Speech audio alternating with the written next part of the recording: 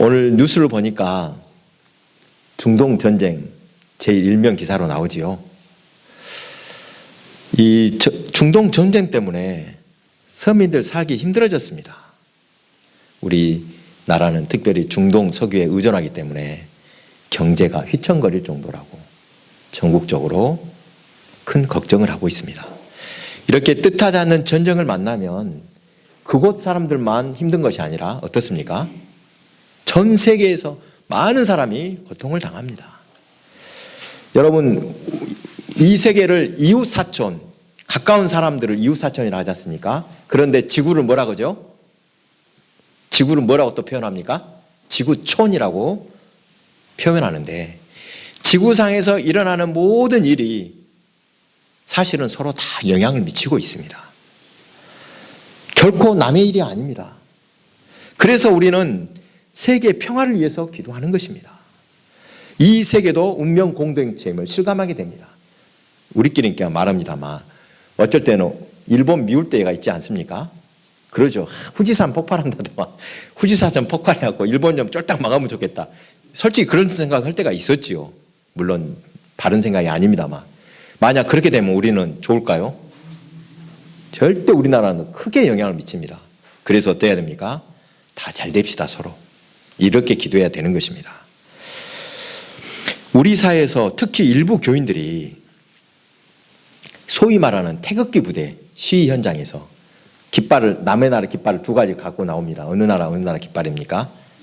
미국하고 또 이스라엘 국기 갖고 나온 사람들이 많습니다. 안 보셨습니까? 여러분, 미국이야 그렇다 치더라도 저 사람들이 왜 이스라엘 국기를 갖고 나올까? 저는 이해 안 되는 부분이었습니다. 아마 이스라엘을 친근하게 여기기 때문에 교회 사람들이 갖고 나왔을 것입니다. 유대인들의 환상을 가지고 있는 것입니다. 여러분, 그런데 예수님과 유대인 전혀 상관이 없다고 할 만합니다.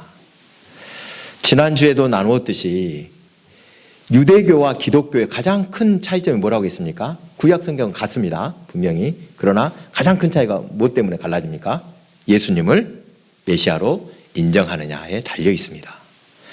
안타깝게도 유대교인들은 아직도 메시아가 예수님이 안 왔다고 하고 있습니다. 오실 메시아를 기다리고 있습니다. 예수님 인정하지 않으니까 우리하고는 전혀 다른 종교입니다. 그들이 왜 예수님을 메시아로 인정하지 않는다고 그랬습니까? 그들이 생각하는 메시아상과 다르다는 것입니다. 예수님처럼 그렇게 조롱과 멸시와 순환을 당하고 부끄러운 십자가에서 힘없이 죽는 모습일 수 없다. 유대교인의 눈으로 볼 때는 예수님은 십자가에서 패배한, 그래서 나약한 인간의 몸으로 죽으셨다. 이렇게밖에 안 보이는 것입니다. 대속의 주님으로서 보지를 못합니다. 그들은 겸손하게 나귀 새끼를 타셨던 메시아가 아니라 어떤 메시아입니까? 화려하고 위험 있게 힘으로 세상을 제압하는 그런 메시아를 기다리고 있습니다. 지난주 부활절을 보내고 앞으로 부활절은 몇 주 동안 계속됩니까? 7주 동안 계속 부활절 주간으로 지키고 또 마지막 7주년이 끝나고 나면 77절이죠. 이제 오순절이 다가옵니다. 오늘 말씀도 예수님의 부활 이후에 있었던 사건을 기록하고 있습니다. 오늘 본문을 잘 읽어보면 부활하신 예수님의 어떤 모습이었을까? 또 그리고 제자들은 예수님의 모습이 변모되었는데 어떨 때 예수님을 알아보았는가? 이 말씀이 나옵니다. 오늘은 이것을 주제로 나누도록 하겠습니다. 자, 본문의 앞뒤를 읽어보면 부활하신 예수님이 길에서 제자들을 만나서 함께 대화를 나누는 장면이 나오고 또 뒷부분에 어떤 장면이 나옵니까? 예수님이 집에 들어가셔서 직접 제자들에게 나타나셔서 그들과 함께 했던 이야기가 나옵니다. 이때 제자들은 예수님을 곧바로 알아보지 못했습니다. 그러다가 언제 예수님을 알아보게 됩니까? 한참 후에야 예수님을 알아보게 되었습니다. 앞에 18절 이후를 보면 길에서 부활의 주님을 만난 사람 이름이 나옵니다. 18절에 글로바라는 이름이 나오는데 이 사람은 예수님과 원래 친분이 있었던 사람입니다. 주석을 자세히 찾아보면 예수님이 십자가에 돌아가실 때 최후를 지켰던 마리아의 남편이라고 되어 있습니다.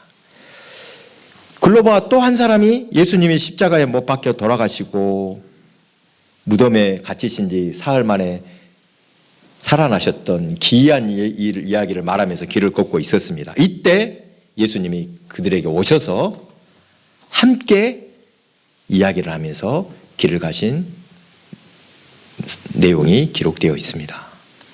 여기에 나오는 이 글로바라니까 글로바는 어떤 사람이다? 평소에 예수님과 잘 알고 지냈던 사람이었구나라는 것을 알 수 있습니다. 엠마오로 가는 길에 제자들은 깊은 슬픔에 빠져 있었습니다. 그토록 믿고 의지했던 예수님이 힘없이 십자가에서 못 박혀 돌아가신 사건 뿐만이 아니라 시체를 모셔뒀던 무덤에 돌이 굴러졌다더라. 그리고 또 무덤은 비어있다더라. 뒤숭숭합니다. 또 여인들이 전해줬던 부활 소식 진짜 살아나셨을까? 혼란스러운 그런 상태로 있었던 것입니다. 예루살렘에서 엠마오까지 거리가 12km 정도입니다. 여러분 12km면 몇 리입니까? 니스로 따지면 30리죠. 30리는 걸어가는데 몇 시간이나 걸립니까? 천천히 걸으면 3시간이죠. 넉넉히 하면 3시간 걸릴 것입니다.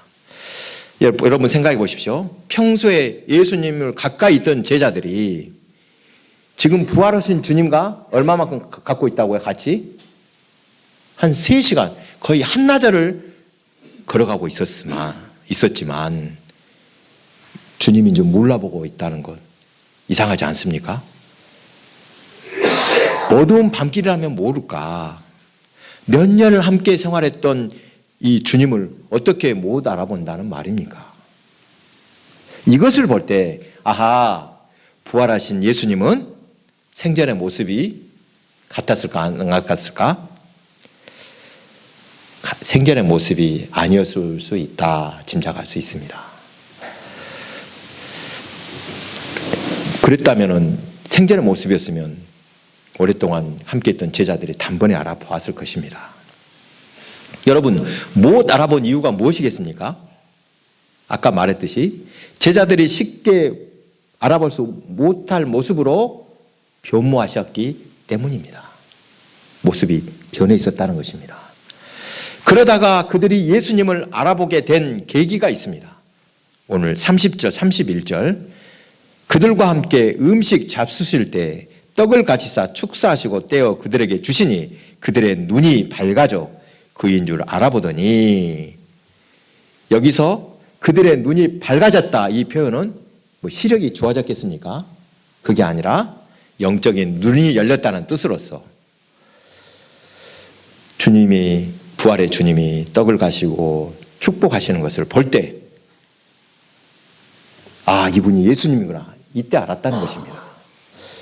부활하신 주님은 생전의 모습을 알아볼 수 없을 만큼 변모되어 있었는데 제자들이 예수님을 알아보게 된 계기, 그분이 하시는 일을 볼 때 부활의 주님인 것을 알아보았다는 말씀입니다. 여러분 이 사실 매우 중요합니다. 생전의 모습이 아니라 부활의 주님은 전혀 다른 모습을 하고 계셨음을 알 수 있습니다. 제자들도 알아보지 못했으니까 어느 정도였겠습니까? 오늘 본문에서 부활하신 주님을 볼 때 문득 구약의 선지자들이 외쳤던 말씀이 떠올랐습니다. 여러분 선지자들과 제사장은 사명이 조금 다릅니다. 그렇죠. 제사장은 어떤 사명입니까? 성전의 제사를 중심으로 해서 너희들은 내가 하나님께 드리는 제사를 모습을 보고 백성들이 하나님을 어떻게 섬겨야 할지 배워라 보여주었습니다. 여러분 백성들이 하나님을 섬길 때 자기 좋을 대로 섬길 수는 없습니다. 하나님께서 명령하시고 기뻐하시는 방법 그대로 드려야만 합니다. 그래야만 하나님이 제사를 기뻐 받으신다는 사실입니다. 자기 좋은 방식대로 하나님을 섬기면 안 됩니다. 자기 좋은 방법대로 드리는 그런 제사를 무엇과 같다? 우상 숭배와 같습니다. 하나님께서 정하신 대로 드리는 제사의 형식 매우 중요합니다. 그것은 가장 기본이 되는 사실은 순종의 훈련입니다. 허란 대로만 해라. 바른 예배의 자세를 훈련하면서 여기에 한 가지 더할 부분이 있습니다. 당연히 기본적인 건 잘해야 되죠. 그리고 이것 한 가지 더 해야 되는데 어쩌면 이 성전 제사보다 더 중요할지 모릅니다. 그것은 삶에서의 실천적인 삶의 모습입니다. 선지자들이 늘 외쳤던 말씀이 있습니다. 너희들 제사 잘 드려라. 그것은 제사장이 외치고 선지자는 뭐라고 합니까? 하나님의 공의와 자비와 그렇죠. 공의를 너희들은 실천해야 된다. 자비를 실천해야 된다. 늘 강조했습니다. 하나님께서 이스라엘 백성에 원하시는 것 성전 제사보다도 오히려 순종이라고 또 말씀합니다. 사무엘상 15장 22절 사무엘이 이르되 여호와께서 번제와 다른 제사를 그의 목소리를 청종하는 것을 좋아하심같이 좋아하시겠나이까. 순종이 제사보다 낫고 듣는 것이 순양의 기름보다 나으니. 그리고 또 호세아 6절에서도 말씀합니다. 나는 인애를 원하고 제사를 원하지 아니하며 번제보다 하나님 아는 것을 원하노라. 사랑하는 교회 여러분, 오늘날 우리는 부활의 의미를 분명히 알고 삶에서 부활을 실현해야 합니다. 머리로만 생각으로만 부활을 믿으면 변화가 없습니다. 머리로 아무리 부활했다, 주님 부활했다 입으로 외쳐도 소용없습니다. 우리의 생활 속에서 작은 것 하나라도 행함으로 나타날 때야만 삶이 변화됩니다. 그렇다면 부활을 실현하는 부활의 삶이란 구체적으로 무엇을 의미하는지 돌아보아야 하겠습니다. 종종 예수님의 부활을 말할 때 육체의 부활을 확실히 믿느냐 못 믿느냐 이것으로 신자와 불신자를 나누는 것을 봅니다. 물론 불신자들은 부활 믿습니까? 안 믿습니까? 안 믿지요. 예수님을 구주로도 인정하지도 않습니다. 일부 불신자들 중에 그래도 예수님을 위대한 스승 정도로 생각하는 사람도 가끔 있습니다. 하지만 우리는 주님의 부활을 육체의 부활 사건으로도 분명히 믿고 우리는 확실히 고백하고 있습니다. 아멘. 그런데 입으로만 또는 머리로만 믿고 삶의 현장에서 변화가 나타나지 않는다면 아까 말한 대로 의미가 없습니다. 머리로만 믿으면 예수님의 부활은 우리에게 아무 영향력이 없이 능력도 없이 그저 역사적인 사건 그랬는가 보다 라고 말뿐입니다. 사도행전에 나오는 초대교회를 보면 그 제자들 모습을 보십시오. 그들이 예수님을 처음에 붙잡히자 어떻게 합니까? 다 부인하고 흩어지고 도망쳤던 비겁자들이었습니다. 물론 그 이유를 설명했습니다. 무섭기도 하지만 실망해서도 그랬다. 지난주에도 나왔던 이 베드로 같은 이름은 수차례 나옵니다. 참 짠해 죽겠습니다. 예수님 부인한 사람 베드로 3번이나 부인했다더라. 하지만 성령이 임하시자 부활하신 주님을 만나자 제자들이 완전히 변화되었습니다. 이제는 자신을 위해 살지 않고 온전히 주님께 헌신하는 삶을 살겠습니다. 새롭게 변화되었습니다. 여러분, 우리가 점검해야 할 점이 바로 이것입니다. 부활을 믿으면 삶이 변화되어야 합니다. 변화가 따라와야 합니다. 제자들이 부활하신 주님이심을 알아본 계기 어떨 때라겠습니까? 평소 주님이 하셨던 일을 목격할 때였습니다. 부활의 주님이 하시는 일이 생전의 모습과 같을 때 모습은 달라도 이분이 주님이시구나 알았다는 것입니다. 그러니까 우리도 부활의 주님을 믿고 부활의 삶을 산다는 것, 생전에 주님께서 행하시고 가르쳤던 그 일을 똑같이 하는 것이다. 이것입니다. 예수님께서 이 땅에 하신 일 가운데 우리는 도저히 할 수 없는 일도 있습니다. 그렇죠. 오직 주님이 그리스도께서만 하실 수 있는 일이 있습니다. 어떤 일을 우리는 할 수 없습니까? 십자가에서 인류의 모든 죄를 대속하신 일, 이것은 오직 주님께서만, 예수님께서만 담당할 수 있는 일입니다. 또요? 또 못 합니까? 죽은 자를 살릴 수 있습니까? 여러분, 무리를 걸어갈 수 있습니까? 이런 기적을 베푸는 것도 사실 우리는 못하는 일입니다. 그런데 우리가 본받을 수 있고 꼭 따라야 할 일도 분명히 있습니다. 여러분, 예수님이 본을 보여주신 일 중에 우리가 마땅히 할 일들이 많이 있다는 것입니다. 어떤 일이 여러분 가장 본받고 싶으십니까? 예수님처럼 나는 닮아서 이렇게 살고 싶다. 저에게는 주님의 온전한 희생, 순종이 가장 아름답습니다. 내 영광이 아니라 오직 하나님께 영광이 된다면 어떤 일이라도 그 길을 기뻐 가겠습니다. 이런 순종, 희생, 겸손을 저는 본받고 싶습니다. 그리고 예수님의 자비로우신 마음, 이웃을 생각하시는 마음을 본받고 싶습니다. 전에는 오직 나만을 생각하고 나만 위해서 살던 삶의 중심이 예수님 중심으로 바뀌는 것입니다. 예수님을 우리 삶의 중심으로 두고 살게 되면 어떤 변화가 생깁니까? 자연스럽게 예수님께서 하신 일을 우리에게 가장 중요한 관심사가 되고 우리 모든 관심이 예수님께로 옮겨간다는 것입니다. 예수님은 철저히 하나님 말씀에 순종하고 철저히 자신을 비워 많은 이의 생명을 구원하셨습니다. 부활을 믿고 부활의 능력으로 살면 우리도 주님이 할 수 없는 일은 주님만 할 수 있는 못하지만 주님이 충분히 할 수 있다고 보여주신 일들, 주님의 순종과 희생은 닮을 수 있습니다. 성령이 우리 안에 계시면 자신을 부인하고 새로운 피조물로 거듭날 수 있습니다. 달고 오묘한 하나님의 말씀이 우리 성도들의 기쁨으로 인도하게 될 것입니다. 그러한 기쁨을 회복하시길 바랍니다. 우리 안에 은혜와 기쁨이 충만할 때 그것이 나를 넘어서 이웃으로 흘러 넘쳐가게 됩니다. 그래서 결국 이웃을 내 몸처럼 사랑할 때, 옛사람이 변화될 때 우리에게서 예수님의 부활이 능력이 되어서 능력으로 나타남을 믿으시기 바랍니다. 마지막으로 한 가지 더 생각할 것이 있습니다. 부활의 영광만 취할 것이 아니라 항상 십자가의 고난도 함께 해야 된다. 여러분, 인생의 꽃길만 바라보고 자기 좋을 때로만 살고 희생이 없고 봉사 없는 그런 삶을 살면,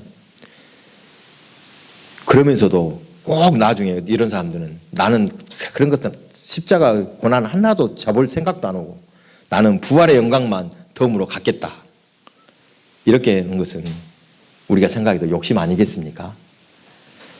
하나님은 우리에게 값없이 구원의 은총을 베풀어 주셨습니다. 우리를 구원한 목적이 분명히 말씀하셨습니다. 우리에게 생명을 얻고 영생을 얻게 하려 하심이라 말씀하셨습니다. 그 영생의 삶이란 무엇입니까? 너 죽어서 천국 보내줄게, 이것만이 아닙니다. 이 땅을 사는 동안에 뭐들라 우리를 구원해 주셨다고요? 너는 하나님의 자녀답게, 하나님의 백성답게 내게 영광되는 삶을 살아라. 그것이 영생의 삶이다, 일러주신 것입니다. 선지자들이 외쳤던 하나님은 제사보다 순종을 원하고 인애를 원하신다, 여러분 바로 이런 모습인 것을 기억하시기 바랍니다. 미가 6장 8절입니다. 사람아, 주께서 선한 것이 무엇임을 내게 보이셨나니 여호와께서 내게 구하시는 것은 오직 정의를 행하며 인자를 사랑하며 겸손하게 내 하나님과 함께 행하는 것이 아니냐. 사랑하는 교회 여러분, 오늘 본문을 보니까 부활하신 예수님께서는 여러 모습으로, 사람들이 알아볼 수 없는 모습으로 나타나셨음을 알 수 있습니다. 제자들도 처음에는 부활하신 주님을 몰라보다가 주님이 하신 일을 보고 알았다고 했습니다. 그러니까 지금 생전에 하시던 예수님의 그 일을 볼 때 알 수 있지, 한 가지 모습이었으면 금방 또 알겠지요. 그런데 부활하신 주님은 여러 모습으로도 나타나시더라는 것입니다. 여러분, 예수님이 어떤 삶을 사셨습니까? 예수님의 부활하신 모습을 찾으려고 할 것이 아니라 그분이 어떤 삶을 살았고 바로 어떤 곳에 있겠다는 것을 예측하라는 뜻입니다.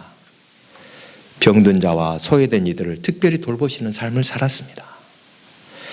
성전에 올라갈 수 없는 가난한 사람들, 그 사람들이 너는 복이 있다. 천국이 먼저 그들의 것이다. 선포해 주셨습니다. 때로는 강도 만난 이웃의 모습으로도 예수님이 그 속에 있을 수 있습니다. 오갈 데 없는 노숙자라든지 굶주려 죽어가는 이들, 지금 전쟁 속에서 포화 속에서 피 흘려 죽어가는 그 난민들 속에서도 또 절박한 삶을 위해서 나 좀 돌아보주라고 외치는 사람들 속에서도 예수님은 함께 계실 것입니다. 그분이 하시는 일을 볼 때 부활의 주님인 것을 알았다. 이 말씀을 오늘 우리에게 어떻게 적용할까 생각해 봅니다. 성도들은 입으로가 아니라 행함으로 그리스도의 제자임을 증언해야 합니다. 당연한 말씀입니다. 여러분, 세상 사람들을 보십시오. 꼭 예수 믿는 사람이 잘못하면 뭐라고 요구합니까?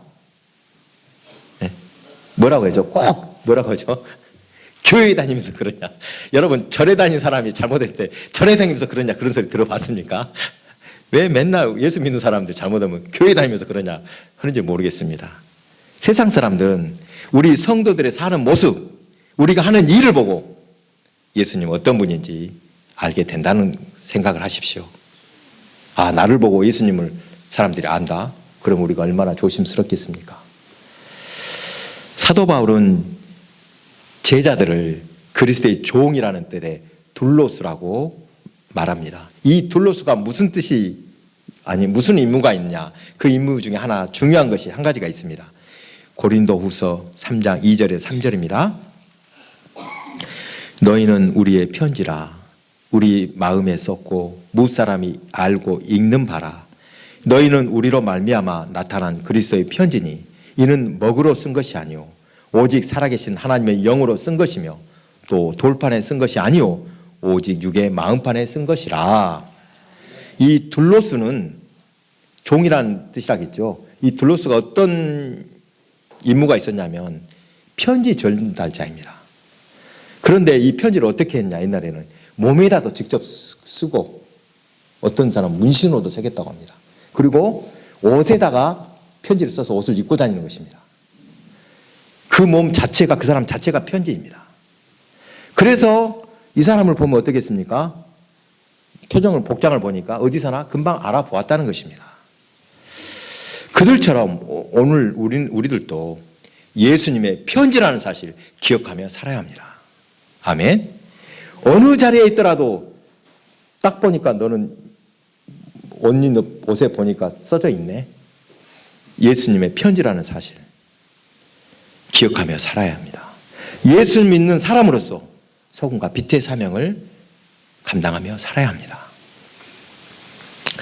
오늘날 한국교회의 미래를 걱정하는 것, 하나님의 마음을 모르고 하나님 원하시는 또 시대의 요청과 사명을 모르고 이상하게도 정반대로 가고 있습니다. 이래서 한국교회 미래를 걱정합니다. 예수님께서 오늘 보여주신 희생과 순종, 봉사를 잃어버리고 다들 각자 자기 좋을 대로 자기 생각에 좋은 대로 신앙생활을 합니다. 이러면 어떻게 됩니까? 물론 자기들 만족은 있겠죠. 그러나 하늘에 상급이 없습니다. 하나님께서 예비하던 상급이 있음을 우리는 분명히 믿고 그 상급을 바라보며 살아야 됨을 믿으시기 바랍니다. 여러분, 이왕 신앙생활을 하면서 복을 받아야 되지 않겠습니까? 오늘 주일이니까 억지로 교회 간다 하고 나오면 무슨 은혜가 되겠습니까? 하나님께서는 우리에게 복 주시려고 신령한 복을 예비해 두셨습니다. 하늘의 상급을 준비하셨습니다. 예수님께서 보여주신 순종과 희생, 사랑을 본받아 실천하는 참 제자가 되는 길, 곧 그것이 복입니다. 축복의 통로임을 믿으시기 바랍니다. 그 기쁨으로 길로 가는 저와 여러분 모두의 삶이 되시기 바랍니다.